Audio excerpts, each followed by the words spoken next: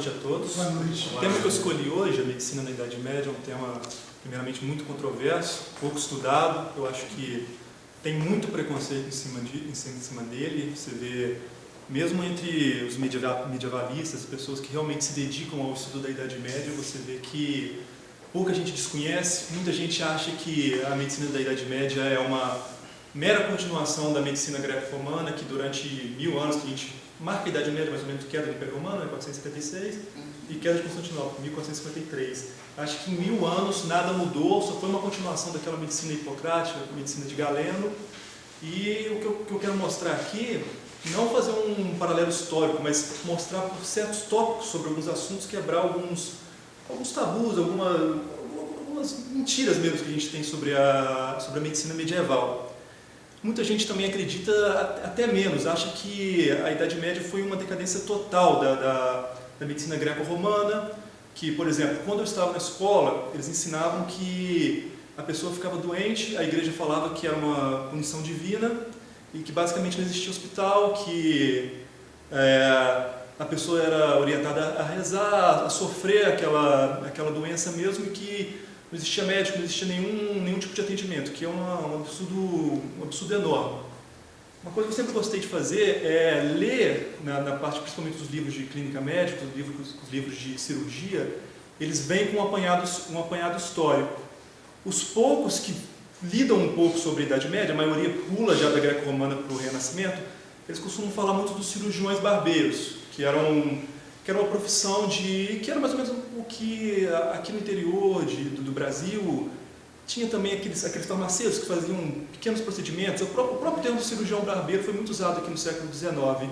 E nunca falam, por exemplo, da medicina monástica, nunca falam da medicina que esteve em voga nas universidades, nunca falam dos médicos papais, nunca falam de nada disso. É a mesma coisa que você fizesse uma história da medicina do Brasil e você colocasse só os cirurgiões barbeiros, só os farmacêuticos sem formação do interior, e não mencionasse, por exemplo, não falasse de Oswaldo Cruz, não falasse de Adolfo Lutz, não falasse de Charles Chagas, não falasse da Faculdade de Medicina da Bahia, da Faculdade de Medicina do Rio, nada disso. Então, eu vou primeiro começar um pouco com, na época do cristianismo primitivo, ainda no Império Romano, e depois já iniciar a Idade Média.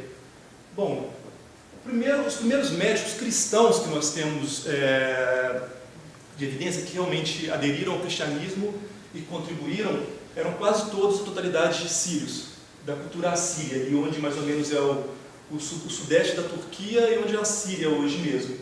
Bem, o primeiro que a gente lembra muito, dois santos, é São Cosme e Damião, que de evidência científica, de história mesmo, de documento, a única coisa que nós sabemos deles é que eles foram martirizados durante a época da perseguição de Diocleciano. Mas o que tem de popular, o que tem de devoção, tem histórias mirabolantes da atuação deles como médicos. É dito que eles não cobravam nada, eles só viviam de esmola e praticavam medicina e trocavam isso por conversões. E tem cada história mirabolante. Eles teriam feito até transplantes de membros, colocado, por exemplo, uma perna de um homem negro num homem branco e coisas do tipo. Mas eles não são de tudo lenda, porque realmente essa medicina assíria era a que tinha uma dominância, por dois motivos. Primeiro, porque foi uma região que foi cristianizada precocemente, e segundo, porque ali havia várias escolas da medicina grega ainda, que dominavam. O primeiro médico cristão que nós temos, que com evidência realmente, que temos livros dele, nós temos coisas que existiram até hoje, é o médico Aécio de Amida. O que se sabe dele é que ele fez estudos em Alexandria, ele era de uma região ali mais ou menos no sudeste da Turquia, de origem assíria, e que ele fez esses estudos e teve uma possibilidade de viajar muito, teve contato tanto com aquela medicina grega, mas também com várias coisas do Oriente, da Índia, da Pérsia, que estavam acontecendo ali. E que a extensão da obra dele é enorme. Porque até médicos do Renascimento tinham uma admiração profunda por ele, diziam que em Aécio você poderia encontrar tudo da medicina de Galeno, e muito mais, que ele estava até acima de Galeno, que era o grande médico, que foi o último grande médico da medicina grega e que era tanto admirado pelos medievais. Uma coisa interessante da obra dele, curiosidade, é o uso do termo acme, que em grego o termo acme ele tem um significado de como se fosse uma numeração, algo pontiagudo, e que houve erros de tradução, erros de cópia, e passaram a escrever, em vez de acme, escreveram acne, e isso ficou como referência, e hoje, até hoje nós usamos esse termo acne para falar sobre as espinhas, né? Em A.S. de Amida você já tem uma fórmula de contracepção, com várias ervas, ele já praticava essa questão da contracepção, e ele já preconizava a remoção das amígdalas em alguns casos, e você já tem várias noções de higiene, principalmente higiene bucal, já falava certas loções que você poderia passar nos dentes para higienizar eles diariamente. Outro médico de origem muito semelhante de A.S. de Amida, Alexandre de Tales, agora de origem nobre, para vocês terem uma ideia, todos os irmãos dele tiveram uma grande fama. Para vocês terem uma ideia, um dos irmãos dele foi o arquiteto da Catedral de Santa Sofia, em Constantinopla. Os outros dois, um foi gramático, outro jurista, um outro médico, que ficou mais na cidade natal dele, ali no sudeste da Turquia, atualmente. E enquanto ele realizou várias peregrinações e fixou residência em Roma. E ele também, a obra dele também sobreviveu, foi usada muito até o Renascimento. E de interessante, de curiosidade, nós já vemos que ele tem, na obra dele já tem o uso do ópio no tratamento da tosse. Lembrando que até hoje em dia a gente utiliza a codeína, derivada do ópio, como antitussígeno, para tratamento de tosse. Isso é uma coisa bem curiosa. Ele já tem alguns estudos sobre depressão e, ao contrário do que as pessoas dizem, muita gente acha que na medicina cristã, na medicina da Idade Média, sempre que a pessoa tinha uma doença mental, uma demência, depressão, ansiedade, era uma coisa demoníaca, que achava que a pessoa estava possuída pelo demônio. Muito pelo contrário, você vê nos manuais dos médicos, eles colocam isso como o último caso, eles sempre falam que tem várias outras coisas, circunstâncias da vida, herança familiar e por aí vai. E uma coisa curiosa é como que a gente sabe que esses médicos eram cristãos, questão da religião. Na época eu não tenho tanto conhecimento de como que começou esse hábito que nós temos de pedir intercessão de um santo, mas neles você não encontra isso. O que você encontra, eles usam alguns termos hebraicos, por exemplo, Elohim, Sabaoth, Adonai, coisas do tipo. E acontece o seguinte, aí quando ele fala assim, mas será que ele não era um médico judeu? Mas o que acontece? Ele já recomenda carne de porco em larga escala para consumo, fala que é muito saudável. Então, essa combinação de elementos de expressões judaicas e recomendação de carne de porco, e também essa própria ligação do próprio irmão dele ter sido a pessoa que construiu a Catedral de Santa Sofia, em Constantinopla, deixa muito evidente que ele era cristão. Bom, uma outra coisa também, que é bem interessante, é que nos escritos dos Santos Padres, aqui eu coloquei um escrito de São Jerônimo, você já vê muitas descrições ricas de medicina. Eu vou mostrar, tem uma até que é de Santo Hilário, que ele já fala da primeira descrição de anestesia, 365, eu acho, depois de Cristo. E essa descrição de São Jerônimo é a primeira descrição que a gente tem na história, pelo menos do Ocidente, não iria dizer que seria na história da humanidade, mas do Ocidente, de uma pessoa com uma deficiência de vitamina A e como que ela tratou e os sintomas. Então ele vai falar, ele está fazendo uma biografia da vida de Santo Hilário. Então ele fala que Santo Hilário, dos 31 aos 35 anos, comia diariamente 175 gramas de pão de cevada e vegetais levemente cozidos sem óleo. Mas ao descobrir que seus olhos estavam ficando turvos e que todo o corpo dele estava enrugado, com uma erupção e uma espécie de aspereza, ele acrescentou óleo à comida. E até os 33 anos de sua vida seguiu esse rumo, sem comer nada além disso. Então ele estava tendo uma deficiência de vitamina A, acrescentou óleo, que é rico em vitamina A, e recuperou a visão. Bom, uma das grandes contribuições da Idade Média, do pensamento cristão para o mundo, é a questão do hospital, porque os romanos e os gregos, eles tinham instituições, principalmente militares. Por exemplo, você tinha uma guerra e as pessoas eram trazidas para ali para terem tratamentos.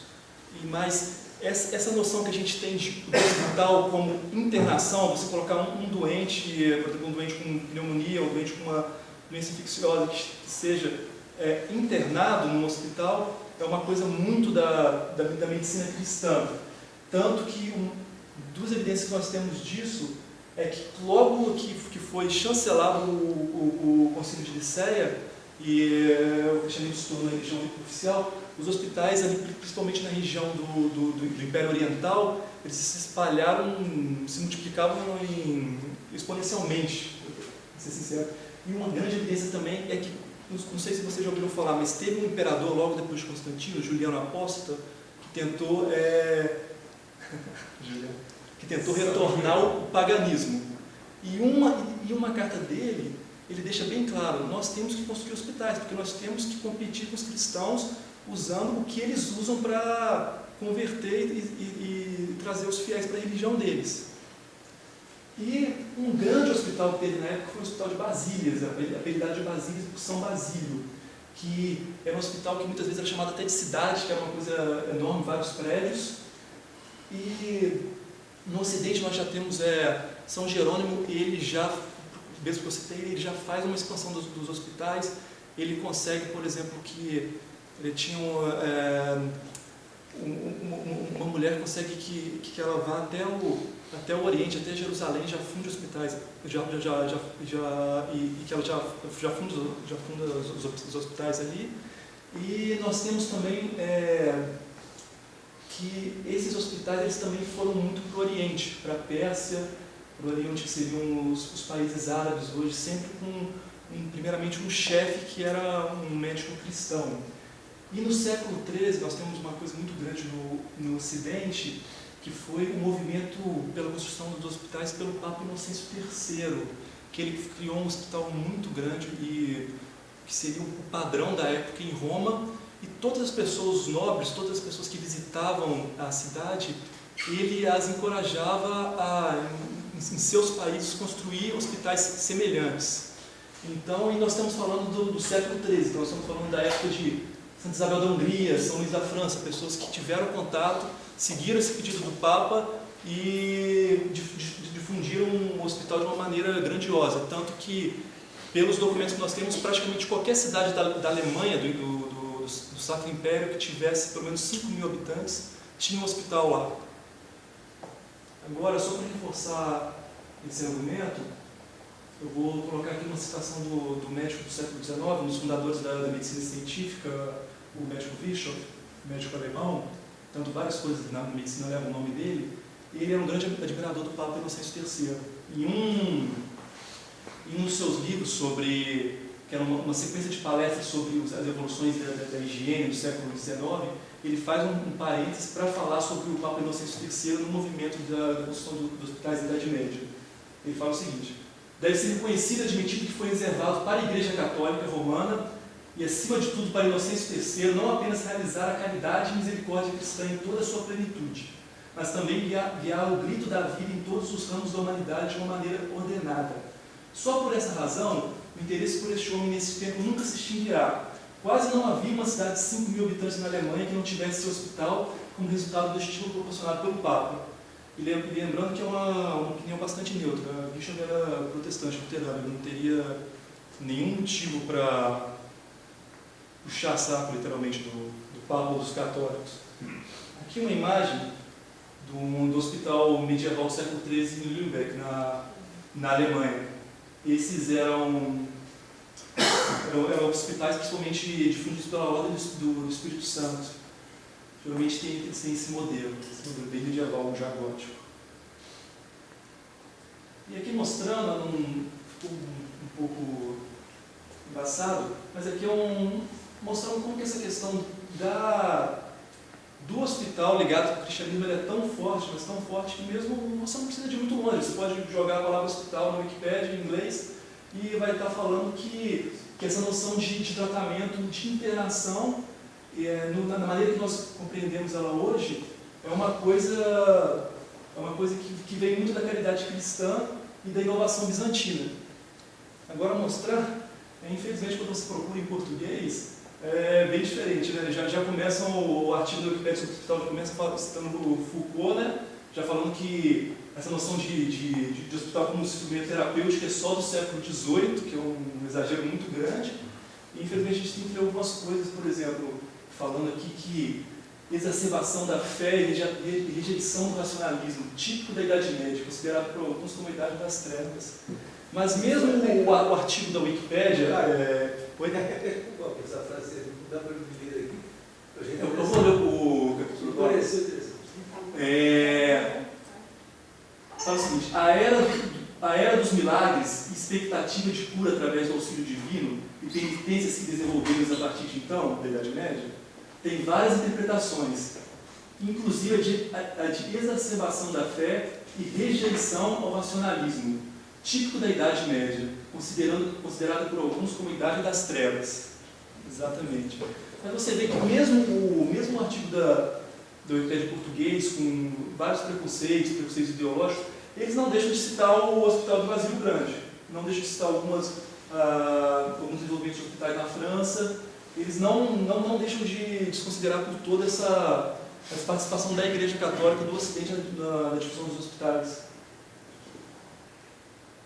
Bom, um detalhe muito interessante é que essa noção que nós temos hoje de infecção e contágio, que a gente toma quase como senso comum, que nós temos micro-organismos no ar, na comida e tudo, e que eles se difundem e uma pessoa com contato para outra passa uma doença, essa noção quase não... É muito difícil de dizer que a gente encontra ela na medicina greco-romana. Hipócrates, para você ter uma noção, quando ele vai falar sobre tuberculose, ele comenta que... ele discutiu o seguinte: por que você pega várias pessoas, tem um doente com tuberculose, e próximo ali da casa dele, outras pessoas pegam a tuberculose, mas um doente, por exemplo, tem uma apoplexia, que é um termo antigo usado para AVC, por que as pessoas não pegam? Então, ele achava, por exemplo, que a tuberculose era transmitida pelo ar dos pântanos, o mau ar dos pântanos, e a medicina grega ela tinha uma coisa muito mais assim do individual, da noção da doença, que a pessoa perdia o equilíbrio dos quatro humores e que daí ela adoecia. Quando chega em Galeno, que é o último grande médico grego, que sistematizou tudo, ele viveu de 120 a 190 depois de Cristo, ele já começa a questionar algumas coisas. Ele começa a questionar por que num estádio, por exemplo, todo mundo assistindo alguma festa, alguma coisa num estádio, uma aglomeração, um sol forte, por que algumas pessoas passam mal e outras não? Ele já começa a questionar que haveria uma semente, que a pessoa teria que ter uma semente ali, mas eles nunca, na medicina grega, não tem nenhuma fonte clara de que alguém argumentando de que era possível essa questão de contágio, você passar uma doença para outra pessoa. Isso é uma coisa que a gente começa a ver só no início, mais ou menos na medicina bizantina já cristã e com força na Idade Média. Tanto que no Hospital de São Basílio Grande você já tinha áreas separadas para, por exemplo, pessoas que tinham tifo, que tinha tuberculose, que tinha erisipela, já começavam a testar isso. Se eu não me engano, na Idade Média havia 13 doenças que eles acreditavam que eram transmissíveis. Entre a escabiose, né, que a gente conhece como a sarna, a tuberculose, o tifo, a febre tifoide, a escarlatina, a erisipela e mais algumas outras, agora não lembro de cabeça. E por conta dessa noção, na Idade Média houve um forte combate à lepra, a instituição dos próprios leprosários em vários hospitais e uma redução muito grande, mais ou menos até o século XII e XIII, do número de leprosos. E você já vê, por exemplo, que eles já tinham certos cuidados com os animais. Para não fazer tantas migrações com animais para não transmitir doenças, principalmente na época da peste negra. A peste negra é um grande marco nisso. Tanto que é da peste negra que nós temos a nossa noção de quarentena, porque primeiro as pessoas que se adoeciam, elas eram obrigadas a ficar 30 dias fora da cidade. Só que o que aconteceu? Eles começaram a perceber que 30 dias não era o suficiente. Então começaram a ficar 40 dias fora da cidade. Então essa noção desse termo quarentena vem muito daí. E isso também foi colocado depois para navios também. E o que aconteceu? Na Renascença houve um movimento muito grande de desprezo a isso. Essa noção fala assim, não, como um animal transmite uma doença, como transmite uma doença pelo ar. E isso caiu muito. Os médicos renascentistas, primeira geração, eles tinham um desprezo muito grande por tudo que tinha sido feito na Idade Média. Eles tinham um retorno à medicina greco-romana mesmo e faziam uma crítica que se os romanos, se os gregos não conheciam isso, provavelmente isso não existia. E o que aconteceu? Na Renascença, você tem as pesquisas de Fracastorius já suspeitando que felinos estariam envolvidos na transmissão da peste negra, da peste bubônica. E uma das pessoas que mais difundiu essa ideia foi o padre jesuíta Athanasius Kircher, porque ele chegou a visitar um mosteiro, na verdade um convento, e uma coisa que ele viu lá é que várias monjas tinham sinais da peste. Como que era possível se elas não tinham contato nenhum com o exterior? E ele verificou que havia vários gatos ali. Hoje a gente sabe que na verdade são transmitidos por ratos, mas onde há gato, há rato. Então,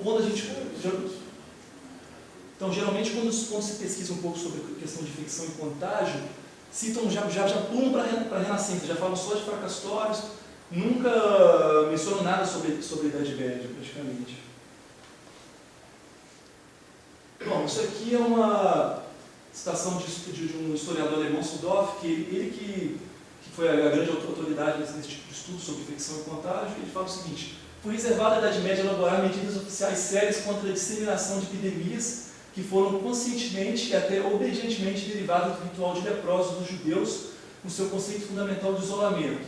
Então, o que acontece? Os judeus eles já tinham no livro Levítico, você já tem várias orientações ali sobre como lidar com as doenças. Por exemplo, eles já falam que o leproso você teria que queimar todos os pertences dele, ele teria que tomar banhos muito mais frequentes do que as outras pessoas. E isso, de uma certa maneira, pode ter influenciado os médicos cristãos ali do primeiro período a intensificar esses estudos de infecção e contágio. Muito antes disso, no Oriente, o livro do Levítico já havia engendrado uma escola de pensamento nessa questão, independentemente do judaísmo. Isso se concretizou particularmente nos padres da igreja cristã. Em seu sempre memorável hospital da cidade de Cesárea, Basílio Grande materializou a ideia central de cuidar de forma caridosa de maneira mais sublime e até mesmo providenciou e ergueu uma casa de isolamento ou lar para leprosos. Como eu havia falado, já havia várias sessões para doenças específicas, para as pessoas com doenças diferentes não entrarem em contato umas com as outras e transmitirem as suas doenças. Bom, outra coisa que não tem como ignorar sobre a Idade Média é a questão da medicina monástica. No Evangelho nós temos uma ordem bem clara de Jesus Cristo que fala para curar e para cuidar, realmente, curar os enfermos.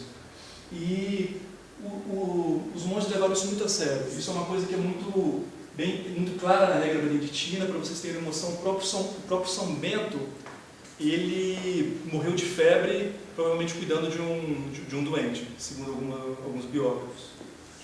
E nesses monastérios, esses monges, eles já tinham um conhecimento de planta, eles já tinham nos jardins deles várias plantas medicinais que eles utilizavam para realizar diversas curas, tratamentos, coisas do tipo. E uma figura na literatura que a gente tem muito clara isso é o Frei Lourenço, no Shakespeare, no Romeu e Julieta, que é quem dá aquela poção do veneno para, de certa forma, ela dormir, realmente um estado de narcose, e depois o Romeu chegava. E essa medicina monástica ela tem uma força muito grande na fundação da Escola de Salerno, que foi, principalmente antes do ano 1000, o grande centro da medicina medieval ocidental, a grande Meca mesmo. E os monges foram para ali, assim como também na fundação das universidades nós tivemos uma participação extensa dos monges. Por exemplo, São Tomás de Aquino primeiro estudou em monastérios e depois foi para a universidade.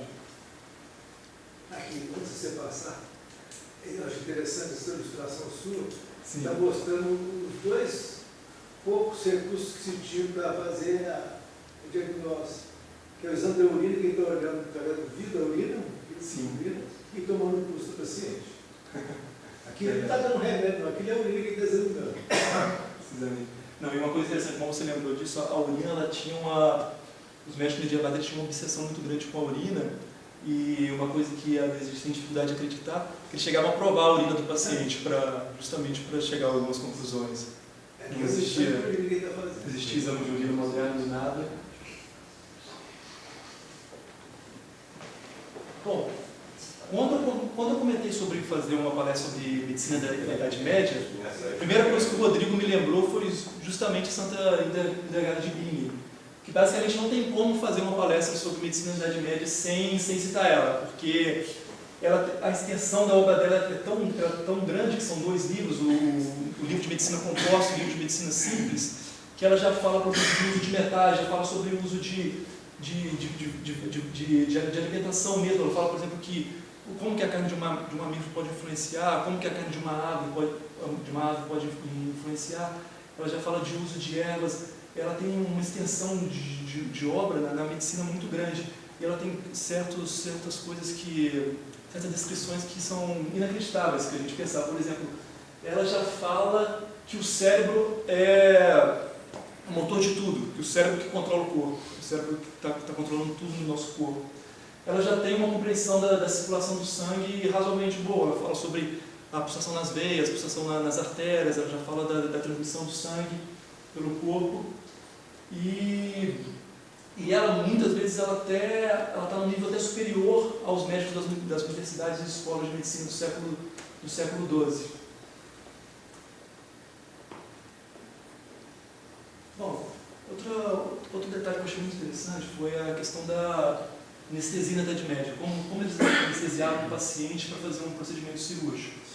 A primeira descrição foi feita por Santo Hilário. Vou até mostrar o texto aqui. E é uma descrição muito interessante, que ela mescla um pouco essa questão da religião da Idade Média. Ela fala: quando o corpo é picado ou perfurado, permeia a alma que é consciente sofre dor. Por exemplo, uma ferida na carne é sentida até o osso, enquanto os dedos não sentem nada quando cortamos as unhas que se projetam da carne. E se por alguma doença o membro se definha, perde a sensação da carne viva, pode ser cortado ou queimado. Não sente dor alguma porque a alma não se mistura mais com ela. Também quando, através de alguma necessidade grave, parte do corpo deve ser cortada, a alma pode ser posta para dormir pelas drogas, que superam a dor e produzem na mente o esquecimento mortal. Então o membro pode ser cortado sem dor, a carne está morta para todos os sentimentos e não dá atenção ao golpe profundo da faca porque a alma interior está adormecida. Santo Hilário. Bom, desde a tradição dos mosteiros, há evidências desde os monges irlandeses, eles ficaram bastante isolados por conta da Irlanda ser uma ilha, e ali eles puderam desenvolver várias coisas, que havia no uso da anestesia uma chamada esponja sonífera, que era uma esponja sonífera mesmo, que era uma mistura que eles faziam de ópio, suco de cicuta e mandrágora. Lembrando que cicuta, não sei se vocês lembram, é o veneno que Sócrates usou para se matar. Cicuta. E é uma coisa interessante isso, porque faz muito paralelo com a própria anestesia moderna. Por quê? Porque na anestesia moderna, no procedimento cirúrgico, quando você vai para fazer analgesia, você usa um opioide, e um derivado do ópio mesmo. Para você induzir uma hipnose e amnésia no paciente, você usa esses medicamentos que geralmente é usado os benzodiazepínicos, que são, por exemplo, o clonazepam. Na obra se usa o midazolam, mas que são, por exemplo, da mesma classe de medicamentos que a gente conhece como Rivotril, que muita gente usa para dormir. E você vê que o ópio ele já tem essa propriedade de analgesia dos opioides, que nós usamos na anestesia moderna, e o suco de cicuta ele já tem propriedades muito semelhantes aos benzodiazepínicos para induzir hipnose e amnésia no paciente. Só que ele é muito inferior. Por exemplo, o grande problema dele é que aumenta a chance da pessoa ter uma convulsão. Suco de cicuta. E a mandrágora é bem interessante pelo seguinte motivo. Na anestesia moderna, quando você vai fazer um procedimento de anestesia geral, você entuba o paciente, por proteger a via aérea. porque assim, se a pessoa vomitar qualquer coisa que ela espere ali, tem uma chance de ir para o pulmão e dali uma infecção é um passo. A mandrágora, ela tem na composição dela já a escapolamina, então ela já tem um efeito antiemético, um efeito anti-vômito, anti-náusea, e a atropina, também é efeito antiemético. Então isso é uma coisa bem interessante, assim, um paralelo com da anestesia usada na Idade Média com a anestesia dos nossos tempos. Tanto porque, geralmente, no senso comum, a gente acredita que na Idade Média, a anestesia era o seguinte: você dá uma bebida alcoólica para o sujeito até ele perder a noção da dor mesmo e fazer a operação. Porque coisa que é difícil, porque assim, operar um bêbado não deve ser uma coisa fácil, né? Deve ser um paciente cooperativo.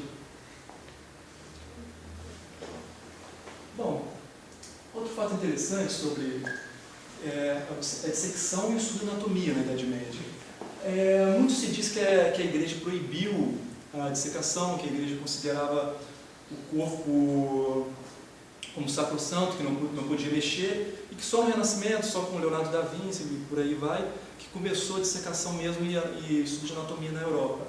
Mas a verdade é que, principalmente antes do século XII e XIII, houve um momento de variação, houve momentos que a Igreja proibiu, depois liberou, e principalmente do século XIII você tem um momento que a Igreja chancela permitindo que você tenha dissecações públicas nas universidades. E lembrando que quem realmente tinha um tabu com dissecações de seres humanos é a medicina grega. Tanto que Galeno, ele nunca dissecou, provavelmente nunca dissecou homem. Eu não sei o que ele fez legalmente. Ele dissecava primatas, dissecava porcos. As conclusões dele de anatomia, as conclusões dele de desenho de anatomia são feitas a partir disso. E lembrar que também no século XIII, a dissecação ela não foi só permitida, como ela se tornou até obrigatória em algumas regiões da Europa. Existe um decreto do imperador Frederico II, do Sacro Império Romano Germânico, que ele fala que todo cirurgião, para receber o título de cirurgião, o diploma de cirurgião na universidade, tem que assistir pelo menos uma dissecação durante o estudo dele, que eram feitos mais ou menos 5 em 5 anos. Era uma coisa muito difícil de fazer, porque não tinha como preservar o corpo. Geralmente o que se usavam era criminosos que tinham acabado de receber a pena capital e utilizavam essas dissecações. Uma curiosidade, preferiam a mulher, o feminino. Não sei porquê, talvez por riqueza de detalhes do aparelho, do jeito genital feminino. E na Idade Média do século XIII, um grande fenômeno que nós tivemos nessa questão de dissecação e de anatomia foi Mondino de Luzzi, que ele fez um atlas já muito descritivo e muito superior do que havia antes. Eu vou colocar imagens aqui de Galeno, o que eles tinham na medicina greco-romana para poder estudar e o que já no século XIII Mondino de Luzzi permitiu, concedeu. Aqui é uma dissecação, uma corte transversal do cérebro que ele fez. Você já vê que já tem alguns detalhes, ele já observa algumas coisas, ele marca, por exemplo, com as letras e depois ele dá uma espécie de glossário definindo os termos. Aqui você tem um crânio, já um crânio bem detalhado. Aqui você tem um coração. No livro dele ele já descreve, já tinha noção dos 4 compartimentos do coração, já tinha noção da veia cava, já tinha noção da artéria aorta, ele já tinha uma noção bem razoável, bem aprofundada da anatomia da região.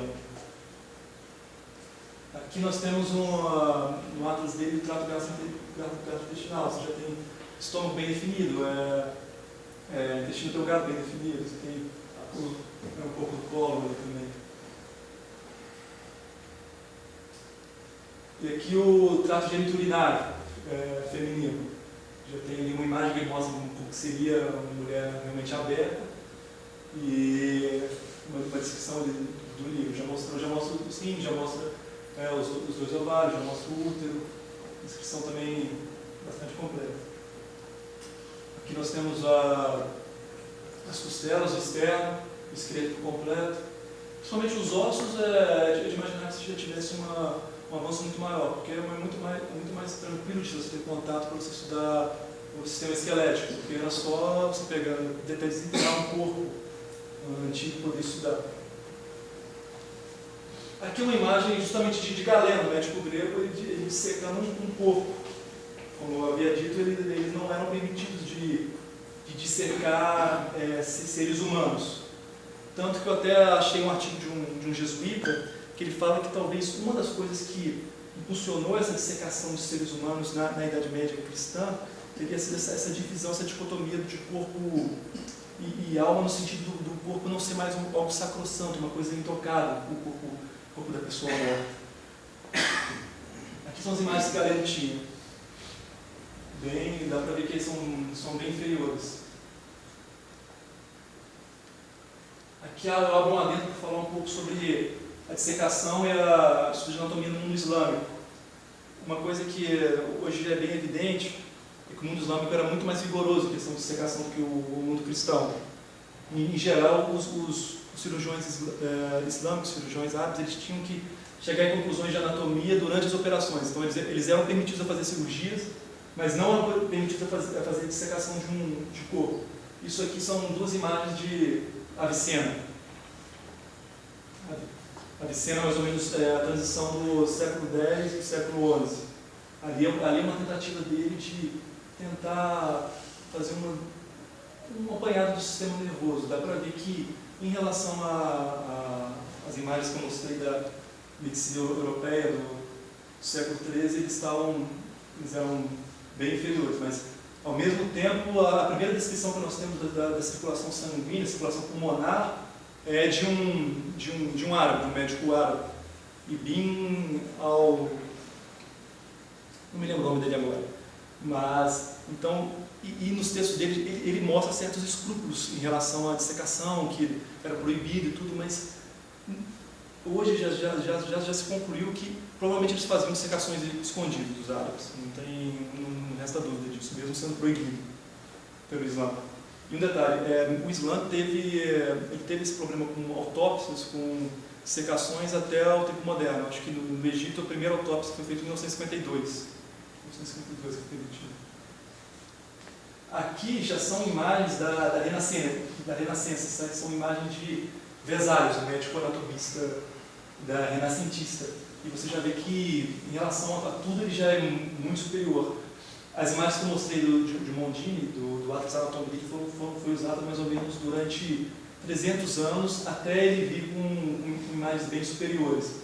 E você vê que a imagem do cérebro dele é muito superior, já mostra quiasma óptico, já mostra várias outras estruturas, dos músculos também, do corpo humano de maneira geral.